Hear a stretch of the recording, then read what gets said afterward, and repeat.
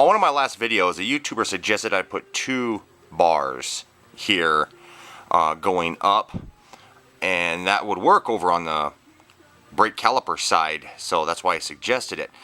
Well, I was gonna do that, but because that's a good idea and this thing would look pretty cool, but I then realized that once, if I went that route, I'd have to weld on extra pieces because I want to put fenders going over these wheels. Well, I thought, it'd be better to go with the original idea. Taking a piece, bending it, had to hack it a little bit so it fits right up inside of there. And this way, once I get it welded on, I could drill holes through it to put a fender that would arc up over the top of the thing. So I wouldn't have to weld on any extra pieces. This right here would actually act as the brace for any fenders. So I think I'll just stick with the original idea. I mean, that idea that he said was a good idea, but then I realized, nah, I think I'll want to do it this way instead, because this will be easier for me to just drill a hole and then put fenders coming off of that. But yeah, so that's what we're gonna do now, and I've got the other sides all not done, but you know, it's just like this, so I need to weld this all together quick. Well guys, guess what? My welder started to cop out on me, and I think it's because the tip is all icky. So I'm gonna clean this out, and I got this sent to me by Don Rab. It's one of those little tip cleaners. He sent this to me way back before we even moved. And Don was the guy who won the giveaway last year. The raffle that I gave out, that big box of tools. He says, "Hey T-Man, I watched your video on your Harbor Freight welder. I have an old Century 110 welder, but I have learned some things watching your videos. Anyways, I would like to give you something. It's a tip cleaner, and I use them for drilling out carb jets on my kart racing motors when I used to race. Enjoy it, my friend, and be safe." That's cool. Now we're going to test this thing out and see if any of these bits are actually this size. I've seen these things before, but I've never actually gone out of my way to ever buy one. We're going to see how useful this little tool is. And it's a little tip drill set. Hear him in there. They're shaking. Whoa. Holy cow. Whoa. These things are small. Damn. I think I've seen slivers of steel that I cut being bigger than some of those are. I'm afraid to pick these things up. I'll break them. Wow, that only took about forever and a half to do. Yeah, it turned out pretty good. I was able to get on the back side and weld right here, but I wasn't able to do it over on that side because the caliper was in the way. So when it comes time to when I remove the caliper, and because there's some other things that I want to do here, but then I'll get back there and weld that up. Yeah. Now the next thing I'm going to be working on are the pedals. Yeah, one more thing that I've been coming across: the big 20-inch size tires. Remember when my spindles bent? Or the axles on the spindles, remember when those bent? From what I've been reading, a 20-inch tire causes too much leverage on the bolt and it will bend. Well, duh. And the more I started thinking about it, whether you have a grade 8 bolt, or even if I were to go out and buy a massive, $23 stainless steel bolt that's 5/8 inches, I'd still have problems with it bending, because those size of tires just create too much leverage on a little 5/8 bolt. Now, not just sitting there and riding around. I'm talking about cornering and banking and, because the bolt's just not taking on the stress of going forward. It's also taking the stress of banking and turning, and this is a lot of machine on a little 5/8 bolt. So I'm thinking I can either do two things. I can either try to switch to a smaller diameter tire, or get some spindles made that will, you know, like on a lot of ATVs, they have the tapered shaft. You know, it comes out at a certain thickness, and then it tapers and it gets thinner, and then it's got the thinner part, and then it's got the bolt that you put on it.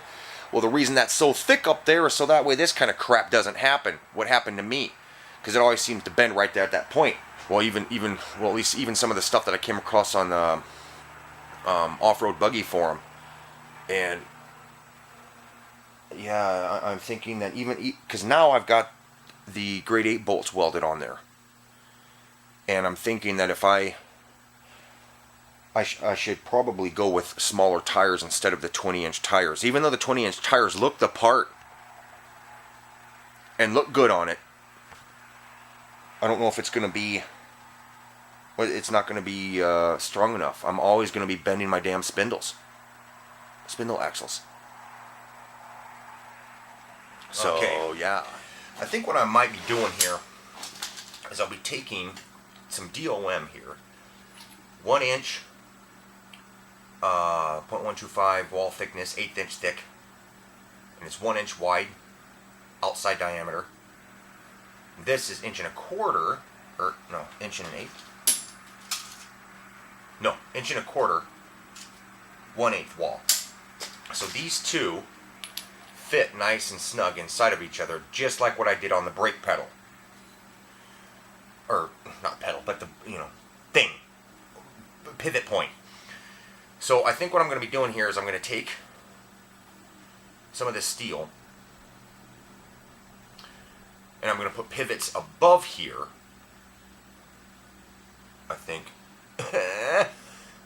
with an arm that comes down, connects to the rod, and then it'll come up, have the pivot, and then go down to the pedal, and the pedal will be here. So the pivot will be up here, the pedal will be here, so I'll be able to push on the pedal, the bar will teeter and pivot and pull this forward. I think that's what I want to do. Because remember, I told you guys that I was gonna I was gonna do a different setup here, but I think that this that I'm coming up with now is better. This secondary bar right here, I'm gonna have to notch out, because that's why I doubled this up. I'm gonna have to notch this out so the pedal will have more throw to it. Yeah. So, my first piece I'm going to have to cut is going to be 10.5 inches long. 10.5 inches long. 10.5. One of my last videos, now one of my other videos that I just put up, Sean Killer pointed out a video of my Batmobile that somebody had posted on their own channel.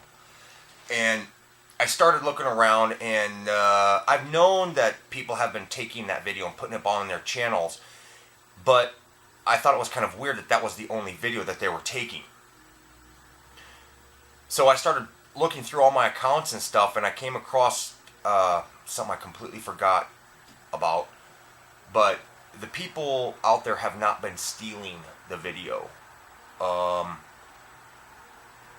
Years ago, 2, 3, 4 years ago, something like that, I went into my original YouTube account that I started back in 2008, and I had unlisted all of my videos.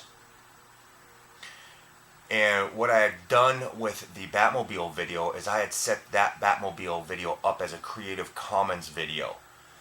So that way channels out there could use my video and grow their own stuff, grow their own channel.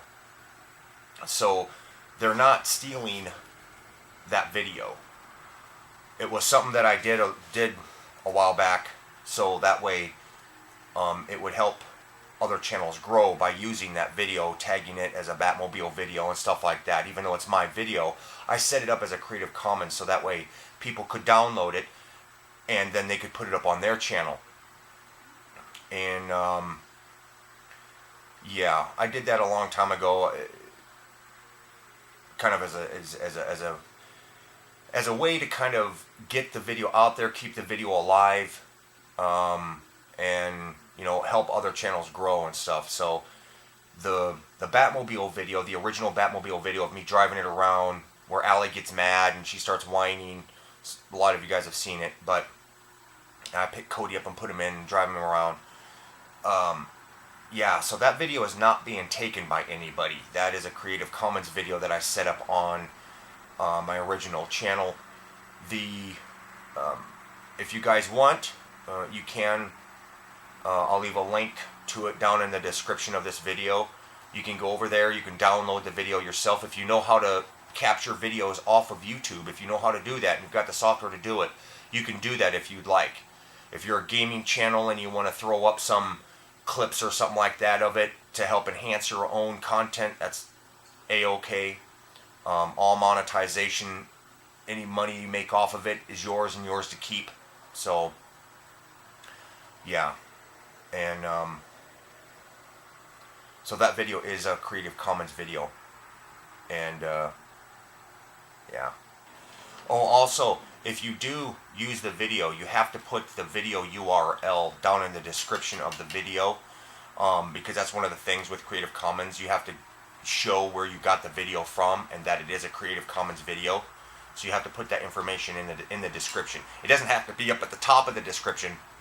It can be way down below in the very bottom of your description, stuff like that.